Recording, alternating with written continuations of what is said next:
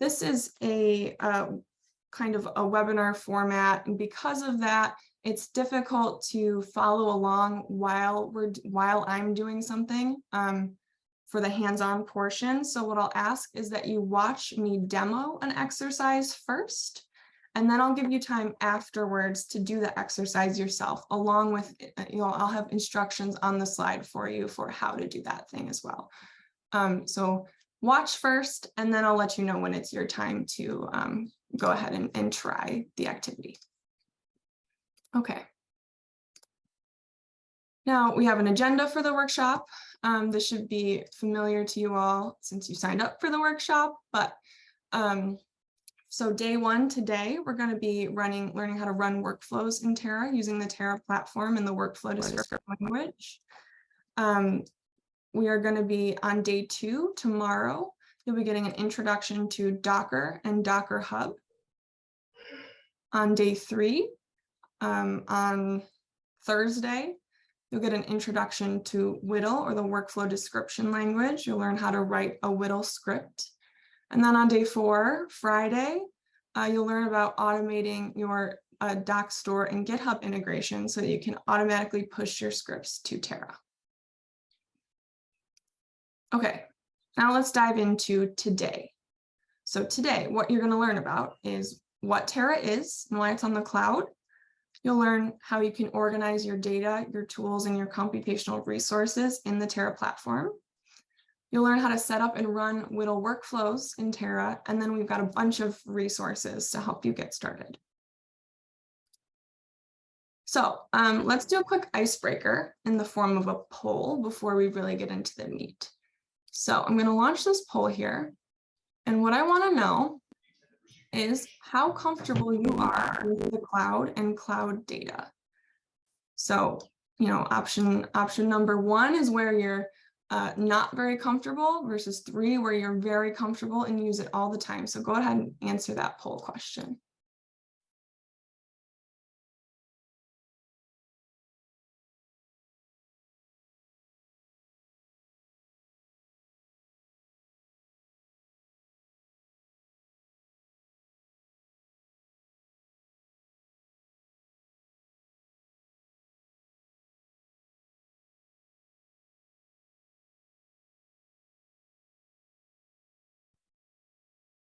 Okay, great. Let me share the results to that with you. So it looks like we've got a good mix here. We've got maybe the majority of people who are somewhat comfortable, who you've used it before, and some people who are very comfortable, but also a few who are not comfortable. That's totally fine. We expect that. Terra is a platform that is useful for people at any stage, no matter how comfortable you are with the cloud. And I'll show you a little bit about that today. Okay.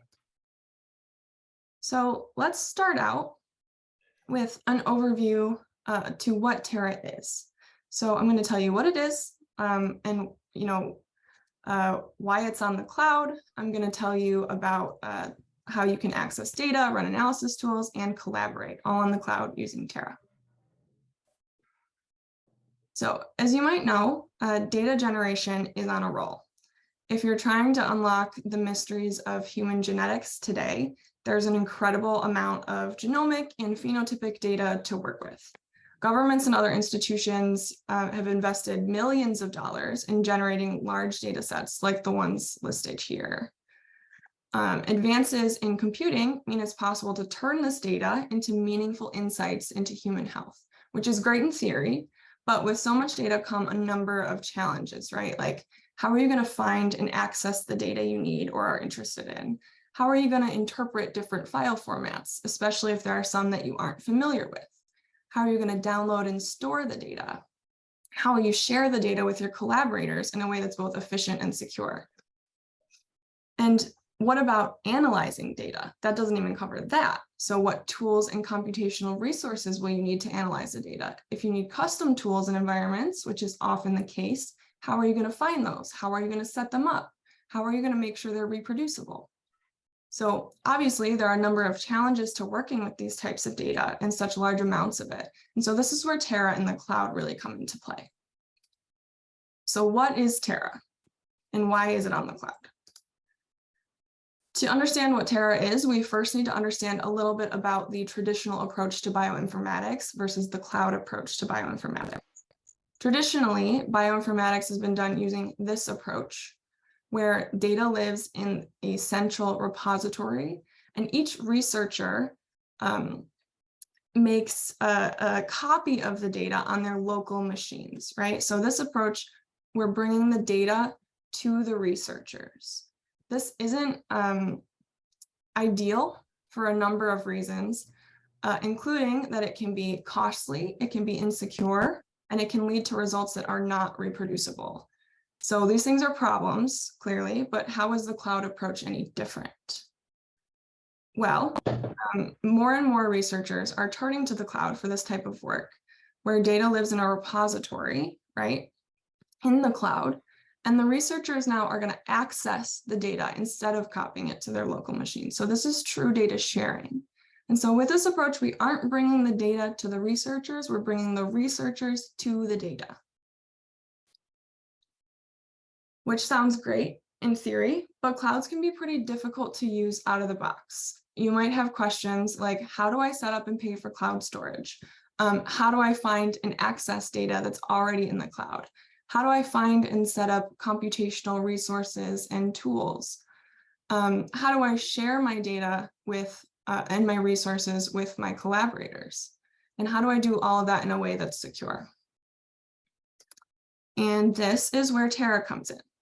Terra is a platform developed by the Broad Institute in collaboration with Microsoft and Verily Life Sciences, designed to do the heavy lifting for you and help you move your analysis to the cloud. Terra has several core features that are designed to support research in the cloud.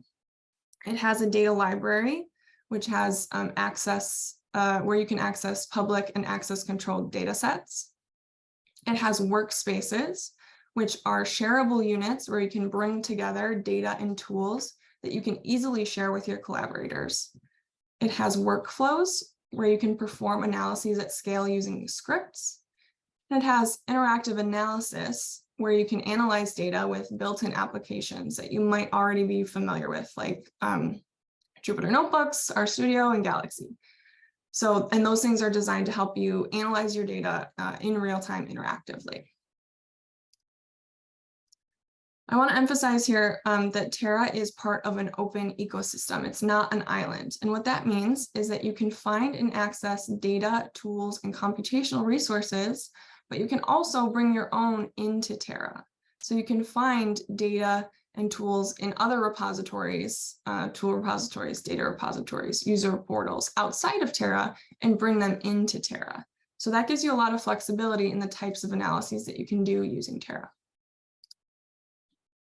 Terra is built to work, secure to work with highly sensitive data like human genomes, clinical data, as well as other types of data as well.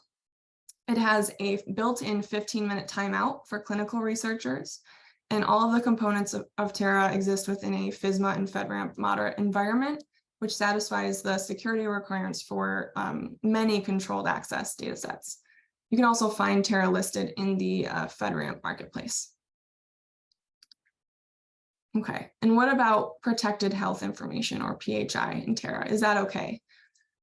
You can see our terms of service for the latest information. There's a whole section there on HIPAA and PHI, as well as our security posture.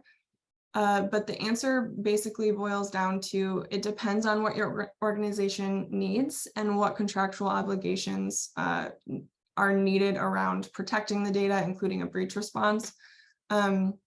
Usually what people will do is anonymize their data before they put it into Terra to avoid having to figure out the answers to these questions. But if that's not an option for you, please feel free to email us and we can start a conversation about that. Okay, that wraps up our intro presentation for today. Next, I'll give you a tour of the platform. But before we do that, does anyone have any questions about the information that I just went over?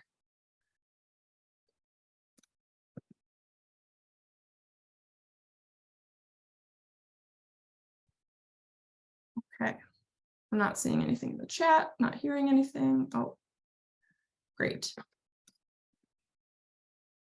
Okay, in that case, let's take a tour of the Terra platform and the workshop workspace.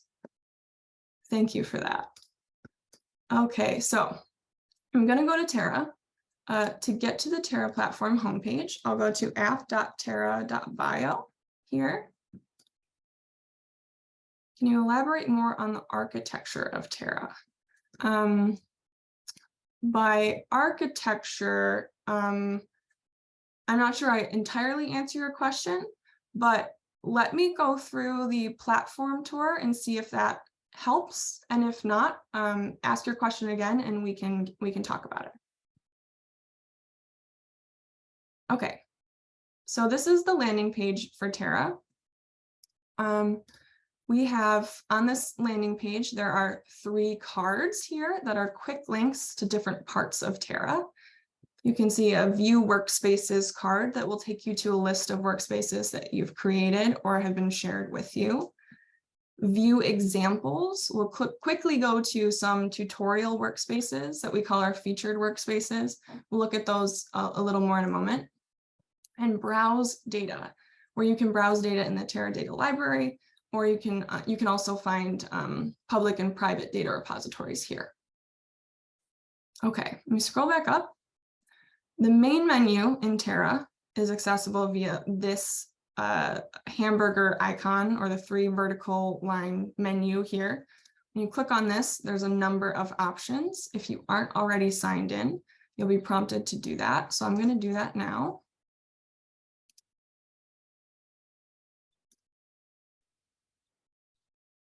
Okay, so now I'm logged in. Once you do that, you'll see a drop down for your account. So I'm going to click on this. In this drop down, you can adjust your profile, which includes things like your contact email. You can see what groups and billing projects you belong to.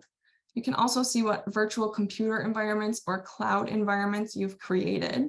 And there's an option to sign out as well.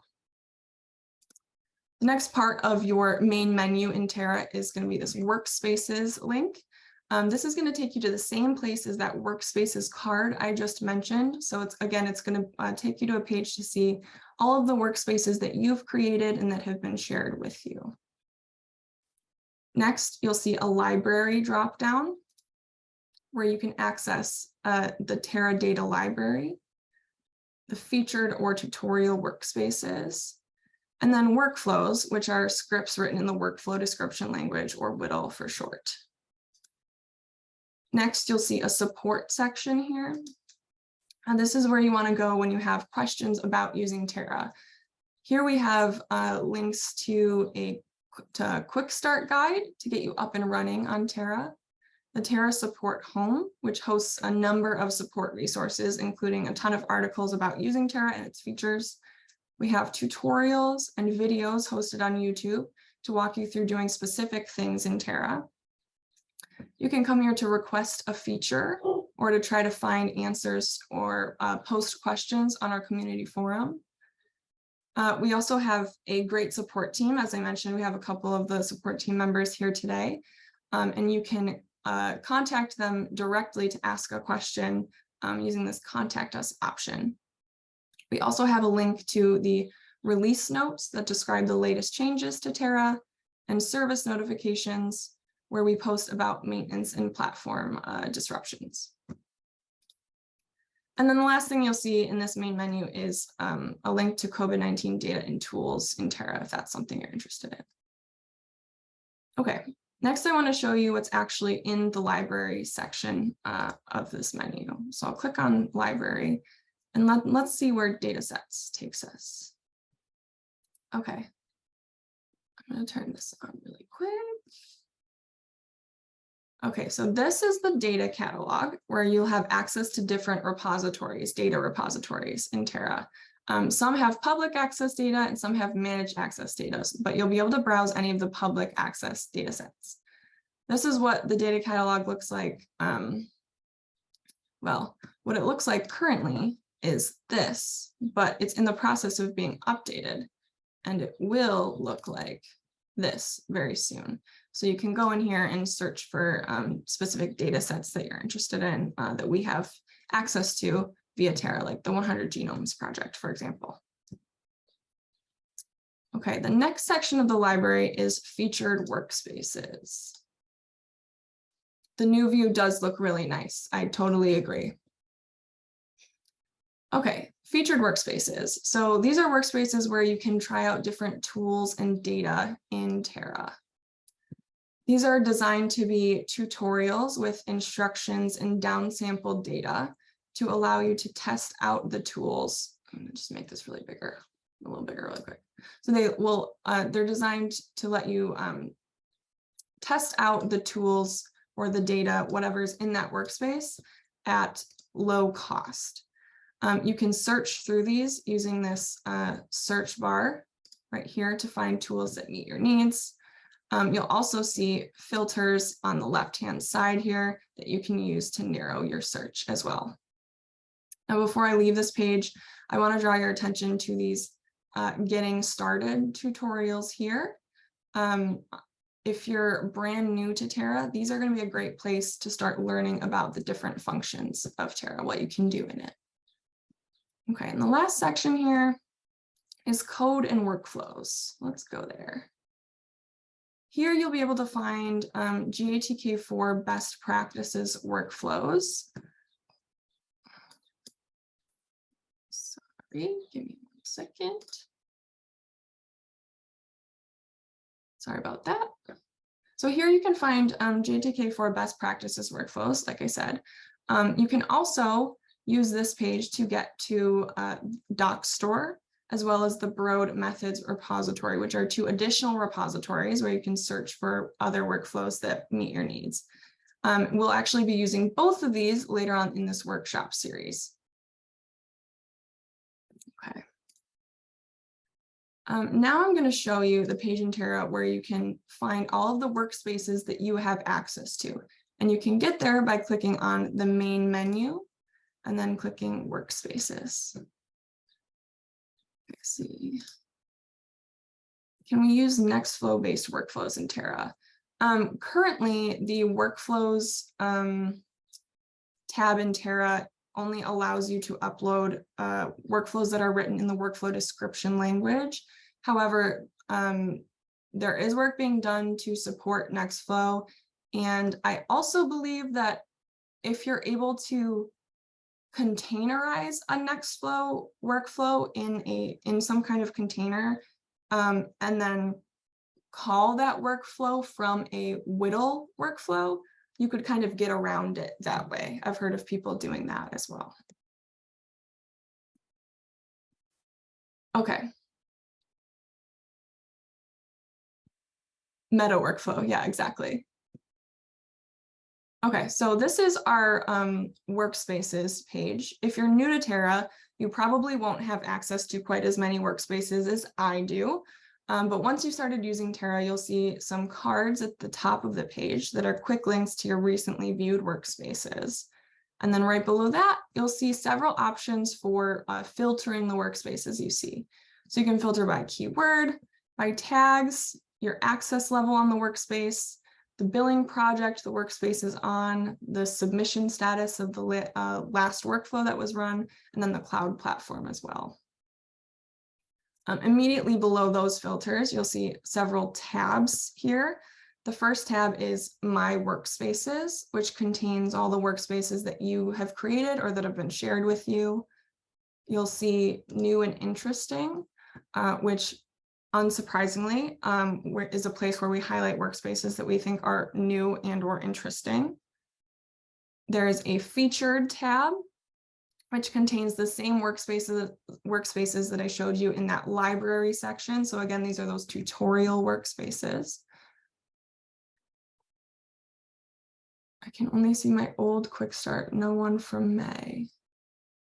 If that's the only workspace that you've created or that's been shared with you, that's okay. That's what you would expect to see. Okay, and this last tab here is public. This is basically a tab that will contain all of the workspaces where the owner of the workspace wanted it to be publicly available. So you'll all have access to these public workspaces. Okay, now I'm going to pull up a specific workspace. I am going to search for COVID in the search bar, and I'm going to click on this COVID-19 workspace. Okay, now I'm going to show you kind of what's in a workspace. Before I move on to that, does anyone have any questions?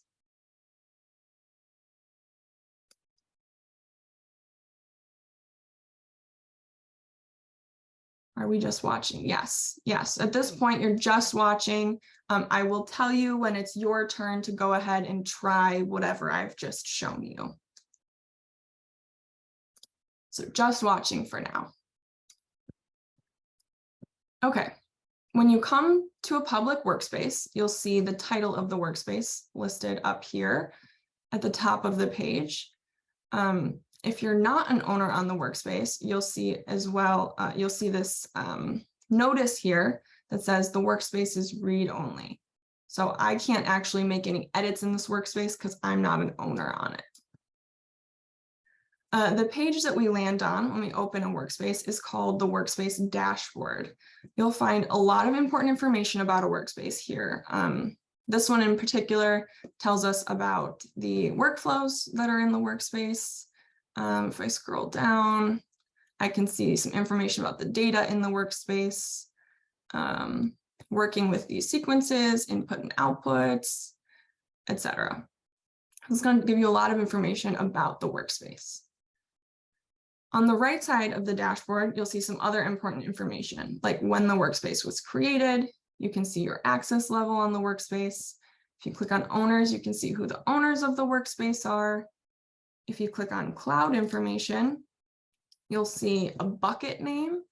So this workspace is in Google Cloud, right? So every workspace has a storage container associated with it. In this case, like I said, a Google bucket. So every time you copy or clone a workspace, you're creating a new storage container to go with that workspace. Okay. Now let's take a look at the next page here by clicking on the data tab.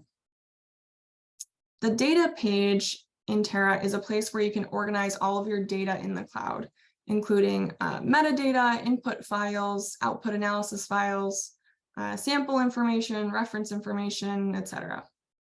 And data is primarily organized into data tables. So let's take a look at one of those.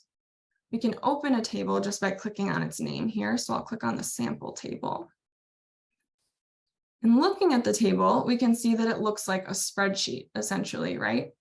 You can name the table anything you want. You can have as many rows and columns as you want as well, where each row represents a sample and each column represents a particular piece of information for each sample, like a particular file or an ID number or something of that nature.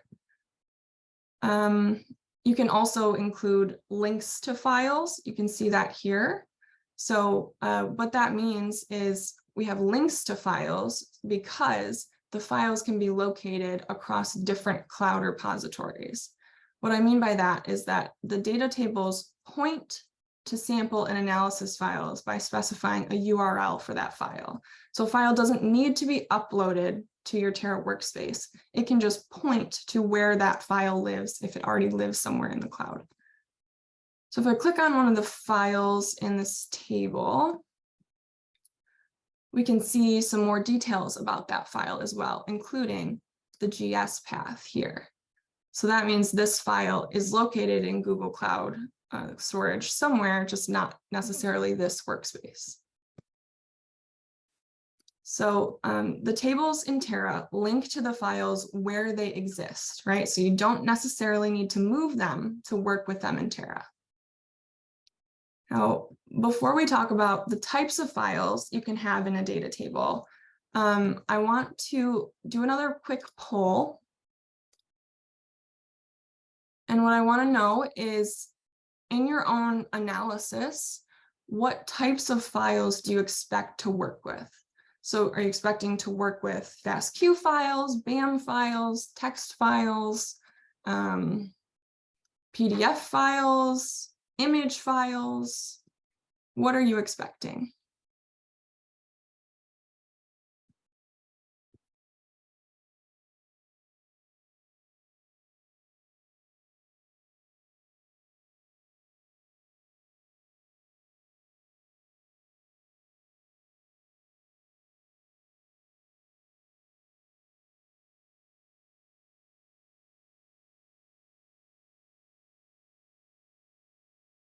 Give people a few more seconds to answer here.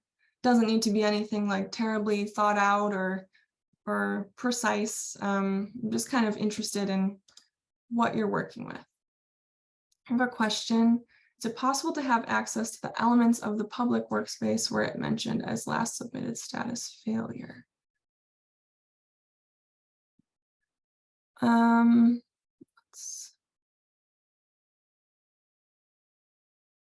Are you looking at a specific workspace? I think it depends on the workspace and your access level to it, but maybe one of our TAs have a better answer to that question.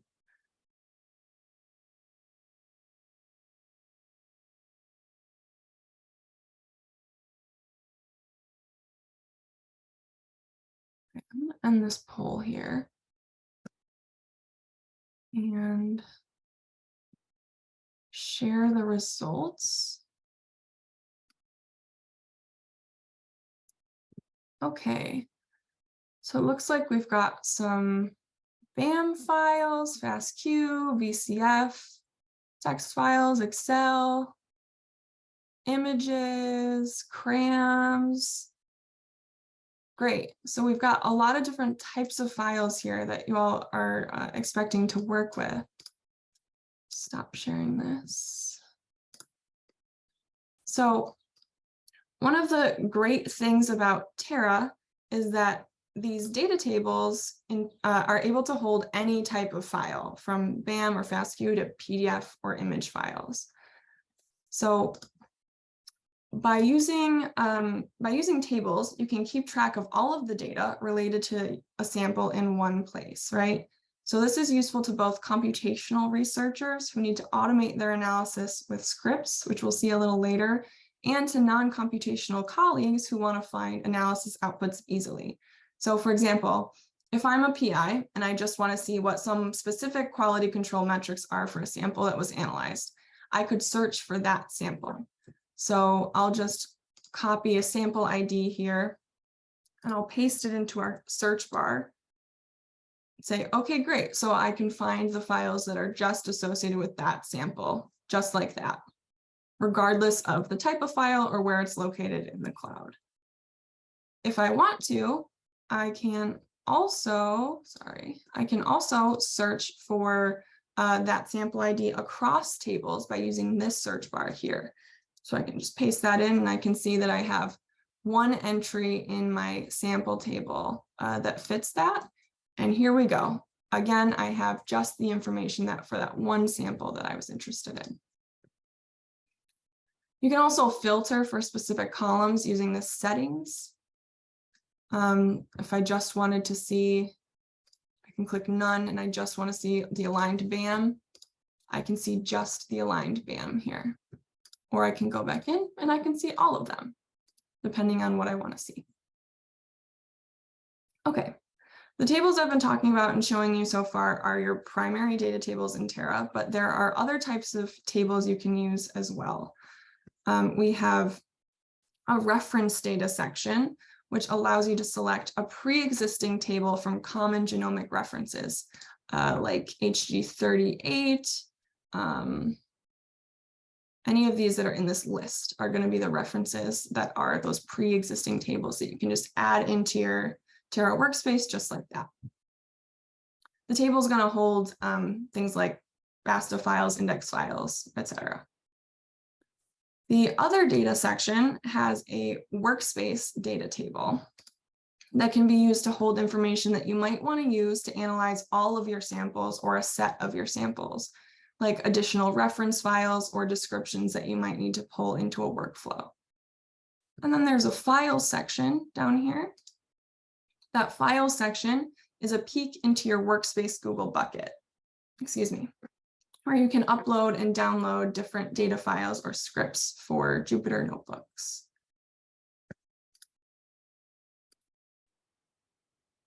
Okay.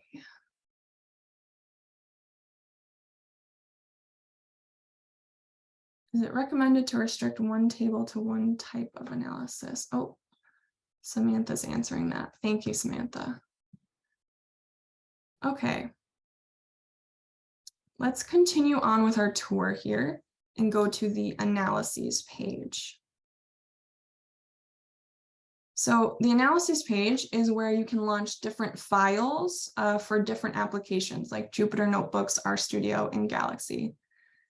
If you click on the name of a notebook, you can preview its contents here once the preview has generated. So this is a preview of that notebook.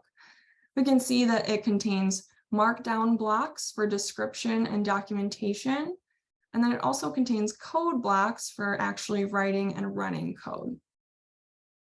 These use a custom virtual computer, which you can launch using this widget here. Okay. And then we have the workflows page. This is going to be where you can find and configure workflows that are written in the workflow description language, or WDL, pronounced WDL, to analyze your data. If we click on one of these workflow cards, we can see more information and we can configure the workflow here as well.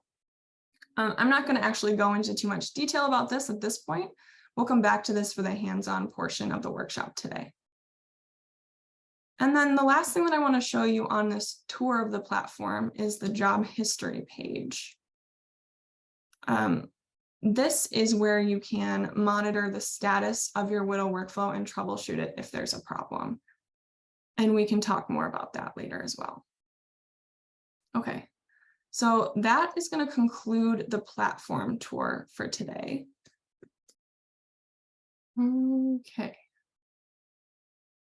So first, we're gonna move into an exercise now.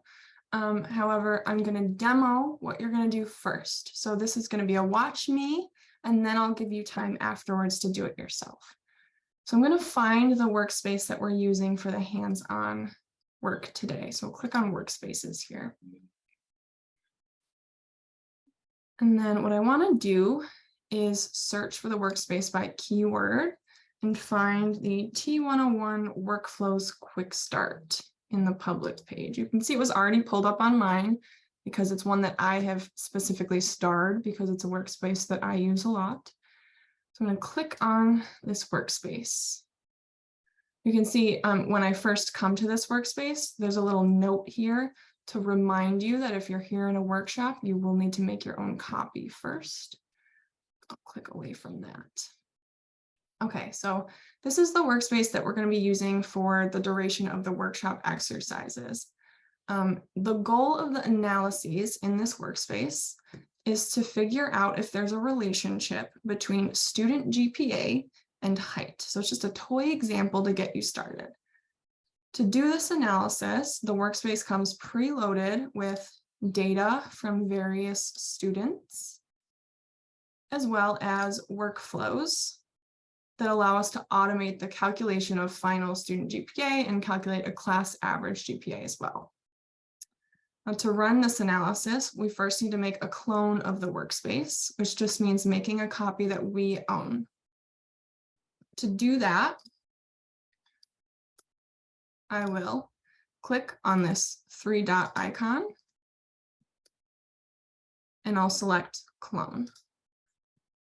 Now, when you do this, it's important to make sure that you are using a name, a workspace name that's unique on the billing project. So everyone here today, when I give you a chance to do this yourself, we're all going to use the same billing project. So that means we can't all just name the workspace T101 Workflows Quick Start copy. So what I'm going to ask that you do is to append your initials and then today's date as well onto that name so that we all have a unique workspace name. For the billing project, you're going to use 2305 WDL Bootcamp. You should all have access to that billing project, so I'll select that. And everything else on this menu that opens up, you can ignore for now. And I will click on Clone Workspace. And you'll know when your workspace has successfully been cloned because your clone will open up. This kind of loading screen will go away and your clone will open. Some might have the same initials. Yes, that's a good point. Some people might have the same initials. If that's the case, spell out your name or something like that. Just think of something. There's something that you can do to make it a unique name. And you can see now my workspace has opened here. Okay.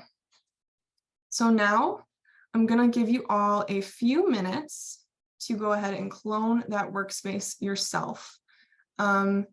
And TAs, if someone could put a link to the T101 Workflows Quick Start Workspace into the chat really quick, that would be great. Thank you for that, Samantha. So you can go ahead and follow these instructions and clone the workspace. And when you're done, raise your hand for me, please. And of course, if you have any questions, please unmute yourself and ask, type them in the chat. Or if you need to see something again, just let me know. Okay, it looks like we see there's some people that are getting an error.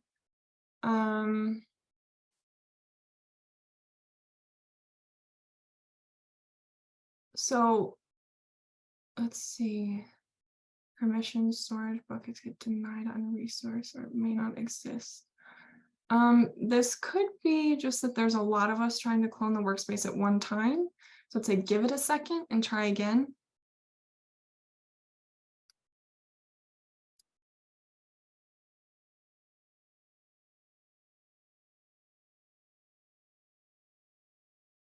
If you're able to clone the workspace and then you see an error after that, that is likely just related to kind of an issue with Google Cloud at the moment, where it's taking a little while for things to get copied over with the workspace, but it will happen. You will have access to the data in the workspace. It just might take a minute sometimes. So if you're able to clone the workspace and you see an error, I'm going to say, let's ignore that for now. And just raise your hand once you've been able to clone your workspace and that loading icon goes away. Okay, I'm going to go ahead and move on. But if anyone needs me to slow down or to show something again, please let me know. But in the meantime, everyone can go ahead and lower their hands and we will continue.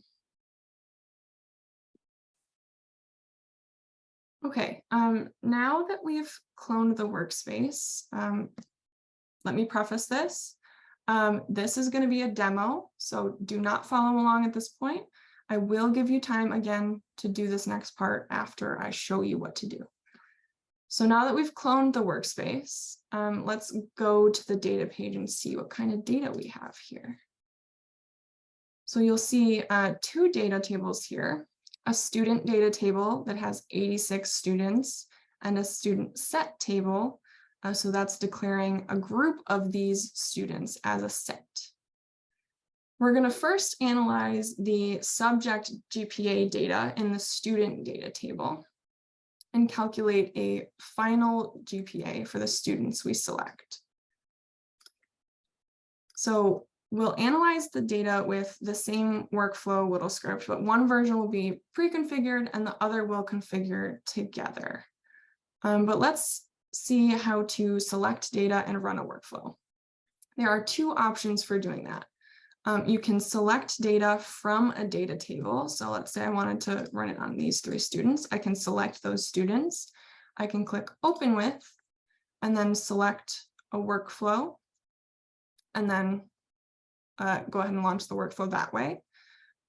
Or you can select the data from the workflow configuration page, which is what we're going to do today. So we're going to navigate to workflows. And we're going to click on this first workflow, 1_calculate student GPA.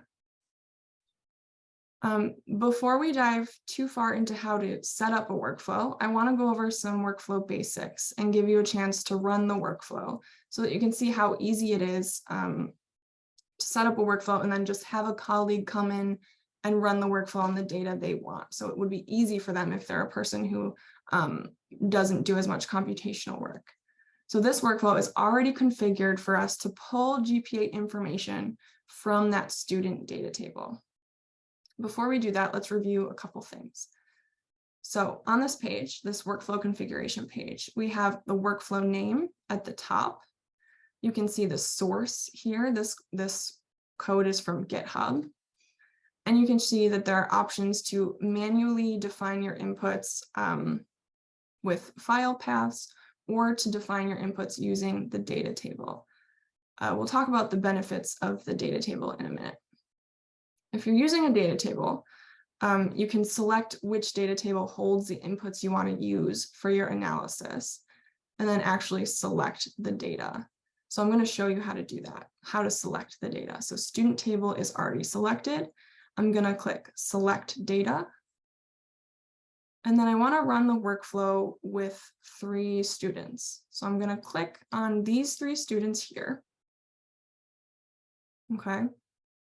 And then I'm going to scroll down. So I'm creating a student set by doing this with these 3 students. I'm going to click OK. Okay, great. And like I said, this is already pre-configured. So now I'm just going to click run analysis and launch. Okay. So now I'm going to have you each go ahead and run the workflow with any 3 students selected. When those are done running, we'll take a look at these questions on the bottom together here. So go ahead and take about 5 minutes to run the workflow with 3 students. And raise your hand when you're done, please. It seems the workflow, okay, so there's a question in the chat. It seems the workflow is directly pulling base code from GitHub. How is that configuration done? And can you have multiple workflows running from different Git branches? Those are great questions. How is the configuration done? You will learn that later this week, how you can integrate your GitHub and doc store and pull workflows into Terra that way. And we'll learn other ways of pulling workflows into Terra as well this week, specifically during the WDL workshop day. And can you have multiple workflows running from different Git branches? Yeah, anything that you have synced to your with your doc store, you'll be able to pull those branches or those workflows from those branches into Terra, and you can have multiple workflows running at a time. So yes, you can do that.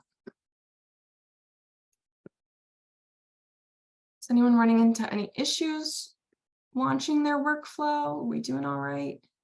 Any questions? We'll wait a couple more minutes here, let people, give people some time to launch those workflows. Okay, I'm gonna move ahead, but again, you can lower your hands. Again, if I'm moving too quickly or you have, you need to see something again, please let me know. Okay, while our workflows are running, let's go back to this workflow configuration page and look at that in more detail. Let's go here. Okay, so if you click on the script tab at the bottom, you can see the actual WDL script that we ran here. So this script is only calculating the GPA for a single student at a time, right? So calculate the GPA for a student, just one student at a time. The WDL has an inputs section here where it's asking for a single number for each school subject GPA. And it also has an output section where it'll return the final GPA for that student. When a WDL workflow is brought into Terra, Terra will actually read the workflow inputs and output sections and create a JSON file for you so that you can configure it in the next tabs. A JSON file is basically just a configuration file that we'll talk about again in more detail later this week. So now let's look at the inputs tab. So here we see our 4 inputs for the workflow. Remember, so we have the option to manually set up these input variables. So for instance, if I'm running this workflow for a specific student, I could manually enter the numbers for the scores here if I wanted to do that. But if I wanted to run this on 86 students, then I'd have to do that for all 86 students. So using the data tables allows me to actually iterate through all of my samples or whatever set of samples I want much more quickly. Now let's take a look at the outputs tab. When you run a workflow in Terra, your outputs are will automatically write to your workspace Google bucket, which is in a workflow submissions folder, which you can find in your files section of the workspace, like I showed you before. But if you want to keep the outputs next to the data you're analyzing, you have the option of writing those outputs back to the data table. So this workflow is set up to write the outputs to a new column in the table called cumulative GPA, and that's what this is doing here. Okay. Now let's take a look at our job history and see if our workflow has finished, and it has. So what's happening in the background when you launch a workflow is that Terra is working with other cloud systems to set up a virtual computer for each workflow submission. So there were 3 students that I ran this on, right? And the workflow runs on 1 student at a time. So Terra actually submitted the workflow 3 times, right? So it gave us 3 workflow submissions that were run in parallel. And you can click into here for the specific workflow. And again, you can see that it was run on 3 different students. Okay, and now let's look at how our data tables changed after running the workflow. Let's click on data. First, when we selected those 3 students to run the workflow on, we created a new set, which got added to the student set table. You can see that here. This is the set that was added with those 3 students that I chose. Sets are useful in Terra because they will allow you to easily run a workflow on the same group of samples, or in our case, students, without going through and selecting each student individually, right? So if I wanted to run on the same group of students again, I could click here and say, open with workflow, and then click on my workflow. And my data is already selected, this is already configured, and I could run it right from there. The second change to our data tables that I want to show you is that our outputs were written to our student data table. And so you can see that we've created a column, like I mentioned, called cumulative_GPA that holds those final GPAs for those students that I ran the workflow on. So that's what happens to your data tables. If you're writing to your workspace data table, you're going to see those outputs there. And if you're creating a set, you'll see a new set created. Okay. Regardless of whether you configure the workflow to write outputs to a data table, your outputs also live in the cloud in your workspace bucket, like I mentioned. You can find them in the files section of the data page. Finding your outputs this way is a little complicated. So I can click submissions. I can click on this ID for the workspace, or for the workflow submission, excuse me. Click on my workflow. Each of these is for one of the students. I'll just click on one, click on my task name, keep going, and eventually you'll get to this where you can see a standard output. If I click on this file, you can see that this has a preview. If you preview this here, you can see the GPA for a particular student. So that's where that output is getting written to. Obviously, finding this output is a little complicated and you have to click through a lot of folders with some human unreadable names. So hopefully that makes it clear why writing your outputs to a data table is so convenient. Okay. So we're gonna move on to the next exercise in a moment, but I just want to take a minute to see if there are any questions that anyone has they'd like to ask before we do that. Okay. I'm not seeing any additional questions, so let's move on to the next exercise. So we calculated a final GPA for a few students. Now let's calculate the GPA for 86 students in the student data table. And this time I'll show you how to configure the workflow yourself. And again, I'll show you and then I'll give you time to do it afterwards. So I'm going to go to workflows. This time I'm going to go to the _to calculate student GPA workflow. We want to set this up to run on the student data table. So I want to use inputs defined by the data table. I want to use the student data table, and now I want to select data.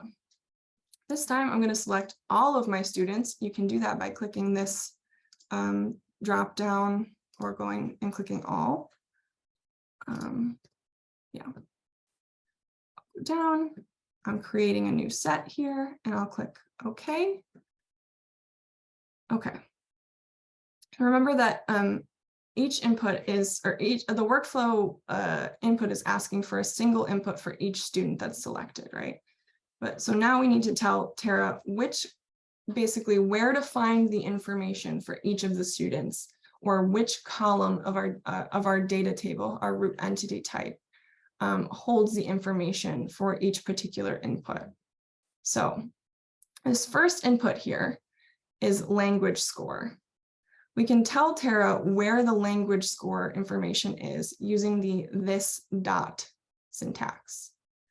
When I type in this dot, it will pull up a list of the columns that I can pull from the data table that's selected. So for this particular one, I want a language score, so I want this dot GPA _ language arts. Okay. So in this case, it's obvious which columns hold our scores based on the naming of our variables.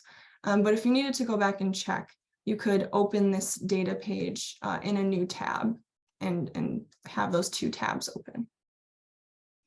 Okay, so now I want to do the same thing for the math score. So I'll type this dot GPA _ maths. And then, and you can see, you don't necessarily even need to type this dot for this list to come up.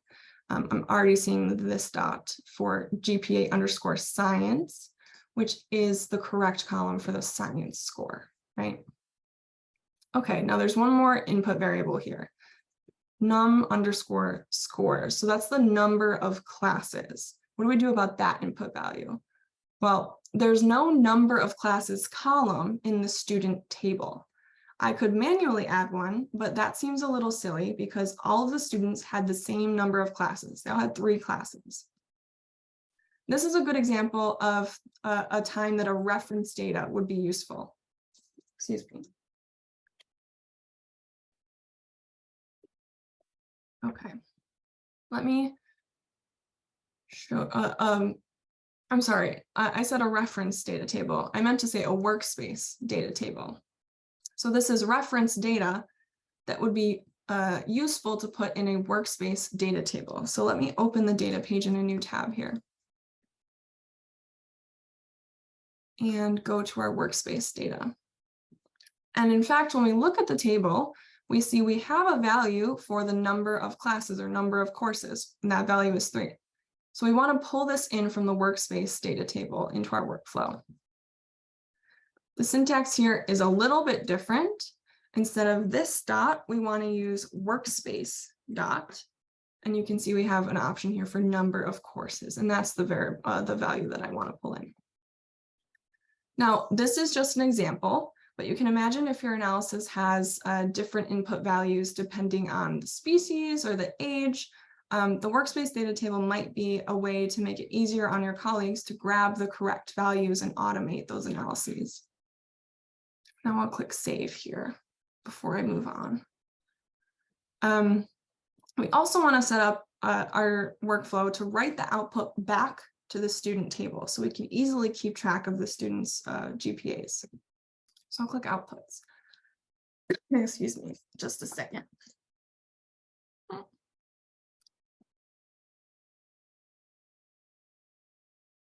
Okay, so to do this, we're going to create a new column in our root entity table to hold these values.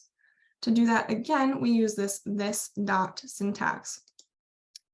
And now I have my list of existing columns. However, I don't want to overwrite any of my existing columns. I want to make a new one. And so I'm going to call it final_GPA. And then I'll click save to save those values. Now to run my workflow, I can click run analysis and then launch. And now that's going to run that workflow on all 86 of those students. Okay. Now go ahead and take about 5 minutes, select your table, your data, and set up your workflow inputs and outputs the way you see here. So take, like I said, about 5 minutes to do that, and please ask questions or let me know if you need to see something again. And raise your hands when you're finished, please. I should specify not when your workflow is finished running. Raise your hand once you've been able to launch your workflow. It looks like there's a question in the chat. What determines the location of the new column when it gets created? In exercise 2, the cumulative GPA column showed up before the first name for me, but you were expecting it to be the last column in the table. That is a great question that I do not know the answer to. I'm wondering where mine showed up. Mine showed up, yeah, before first name as well, but final GPA, it looks like, okay. So the answer, it seems, is it's alphabetical, where all capital letters come before any lowercase letters, is what it looks like to me. I don't think I actually realized that before, so thanks for asking that question and making me think about it. Okay, the run has a status failed for all. How do I rerun the analysis? So you could just choose to launch the workflow again using the exact same method that we used before. You know, by setting up this workflow. And if you won't need to actually set up the workflow again once you've done it the first time, your inputs and your outputs will be saved once you click that save button there. And you can select the same data and or the same and run the analysis again if you'd like to do that. Alternatively, if you're interested in trying to find out more about why a workflow run has failed, you can go into the workflow job and you can click on Job Manager. Just make sure you saw what I did there. This little kind of checklist looking icon here, and see if I've had to sign in.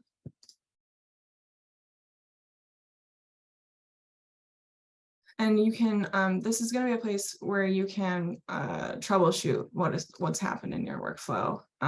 There will be an error here if there's an error running your workflow.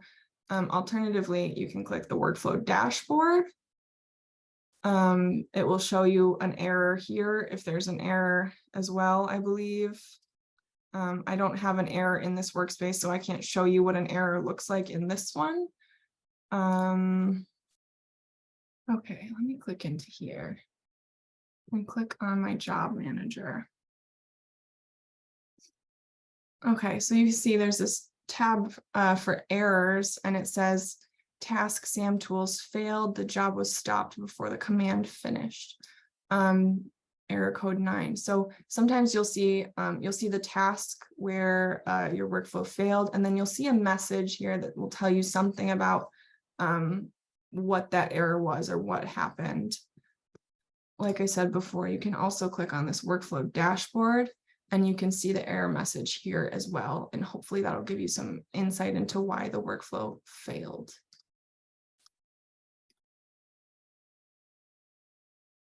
Thanks for posting that link too in the chat, Samantha.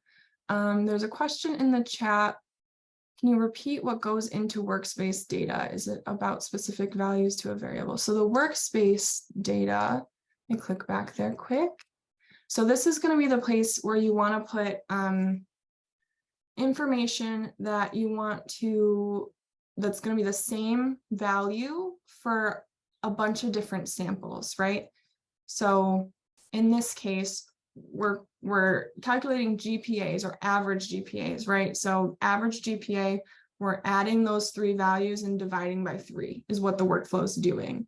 And so while the GPAs for the students are all going to vary, the number of classes is staying the same. So it makes more sense to add that to the workspace data table where we can just add it once versus adding it to the student table where we would have to add a column that just is 3 all the way down for all 86 students. Does that make sense? So it's things that you are going to be the same value that you want to run on multiple samples.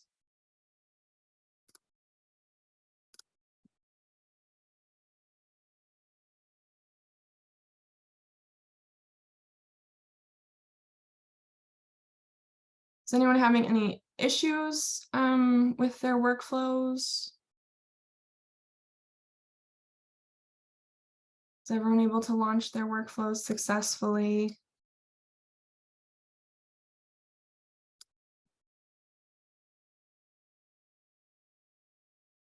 Okay.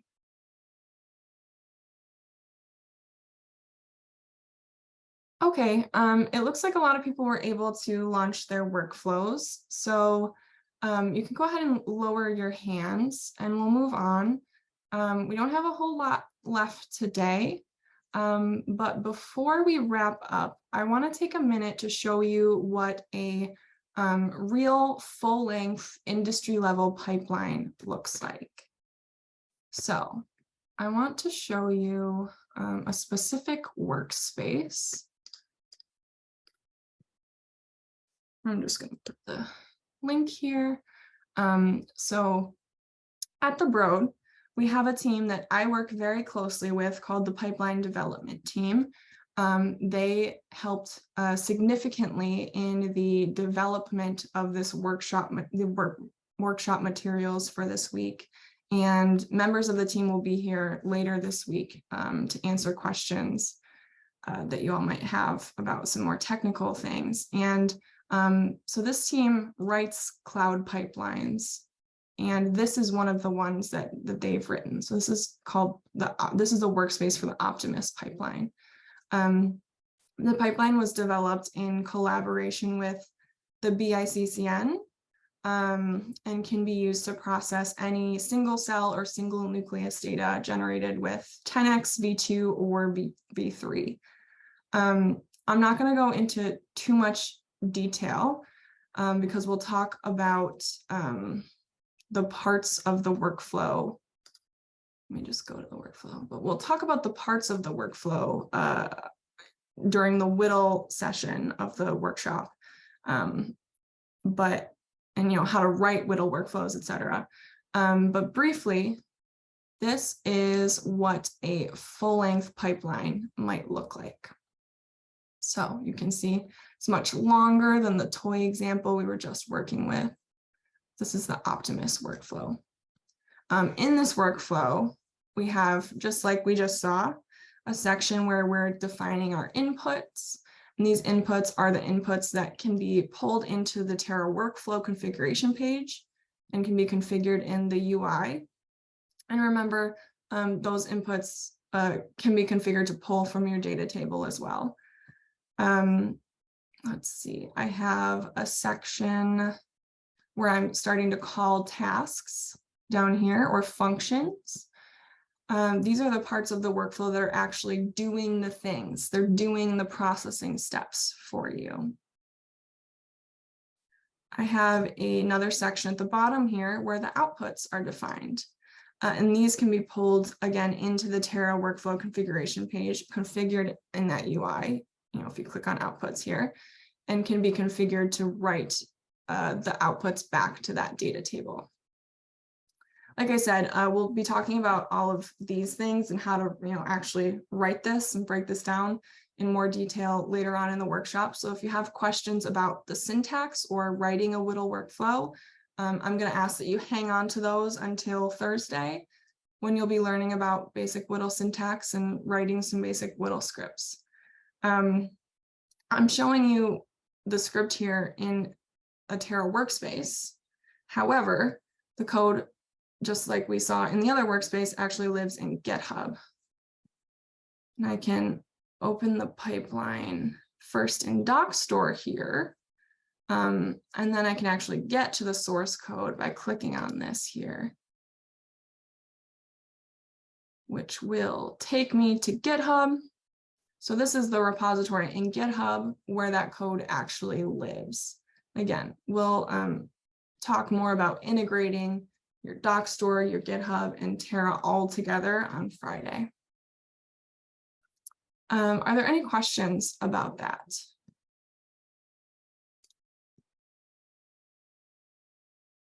How is WDL different from a bash script? They're two different languages, but you can use bash in WDL so long as you've set it up to do that. And we will show you an example of that on Thursday. You'll see how you can use bash commands in a WDL script and run those in Terra. Questions about workflows in Terra or anything else that we've covered today? Okay, let's go back to our slides here. We'll just do some quick wrap up. Please, before we go over any resources on Terra and these things, please take our survey. If a TA could post that in the chat really quick, that would be great. It's a really quick survey to just let us know how we did today on this particular content. If you don't have time to take it, that's okay. But if you do, we would really, really appreciate it. We really value your feedback, and the results of these surveys are how we continue to improve these workshops. So please let us know if there was something that held you up or something that was still confusing. You can tell us about that in the survey. I'll give you a couple minutes to do that before we move on to the next slide. There's a question in the chat. Are the virtual machines we run workflows in configurable? Change number of CPUs, GPUs. Yes, you can do that. So the place where you're going to do that is going to be in the WDL workflow. And again, we'll talk more about that on Thursday. Okay, so we'll just take a couple minutes for the survey, and then we'll move on. I'll show you some resources after that. Let's move on. If you're not finished with the survey, you can come back to it. If you aren't able to do it today, that's okay. We just ask that if you have time at some point before the end of the workshop sessions on Friday to just fill out one of these surveys for us and let us know how we did. Okay, some additional resources. So we have a bunch of LeanPub courses on Terra that are for specific parts of Terra or specific things that you're interested in. Those are going to be a great resource for you if you're interested in a different part of Terra than what we talked about today. For WDL specifically, we just revamped all of our WDL documentation. So if you're interested in WDL, learning more about WDL, check out that documentation. There's more than just syntax there. There's examples for how to use specific functions. We also have a workshop that we gave and materials that go along with that workshop, as well as a Whittle's Puzzles workspace if you want to try out some puzzles in Whittle. There's our Terra support site where you can get started using Terra and check out our YouTube videos as well.